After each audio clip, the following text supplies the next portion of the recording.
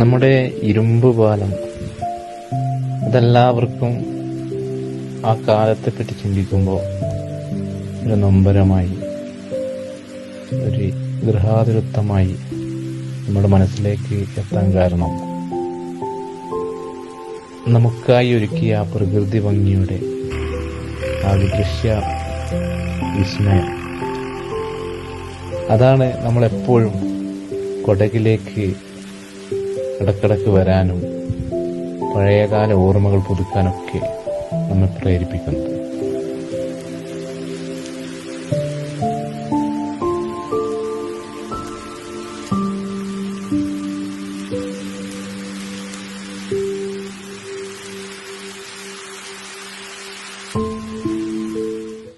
ഒരു കാലത്ത് ഇന്നത്തെ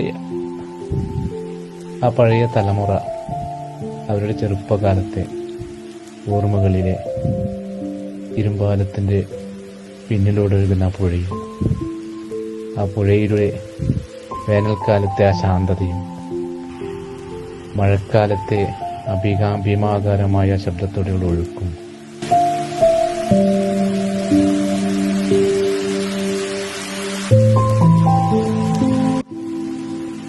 അതുപോലെ തന്നെ വേനൽക്കാലത്തെ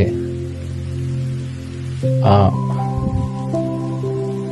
ഓരോ പക്ഷികളുടെയും പൂക്കളുടെയും വ്യത്യസ്തമായ ആ വർണ്ണവിസ്മയങ്ങൾ, മെയ് മാസമാകുമ്പോൾ മെയ് ഫ്ലവറിന്റെ ആ ചുവന്ന പരവതാനി വിരിച്ച പോലെയുള്ള ഒരു ലോകം.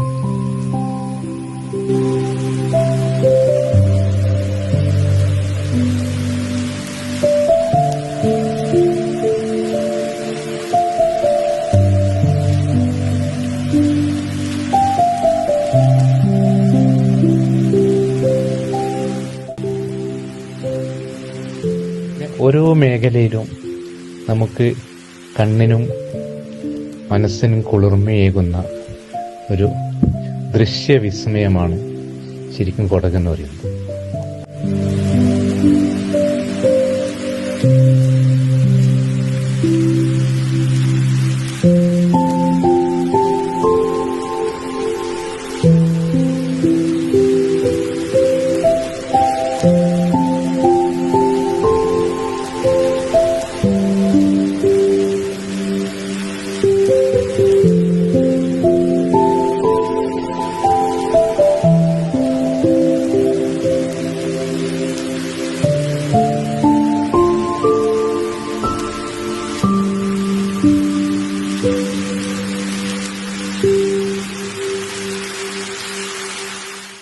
ആ കൊടകിലെ ഒരു ഹൃദയഭാഗം എന്ന് തന്നെ പറയാം. നമ്മളൊക്കെ താമസിച്ച ആ പുഴയും മൈതാനവും വനാന്തരങ്ങളും ഒക്കെ ഒത്തുചേർന്ന ആ ഒരു സുന്ദര ഭൂമി ഇരുമ്പുപാലം.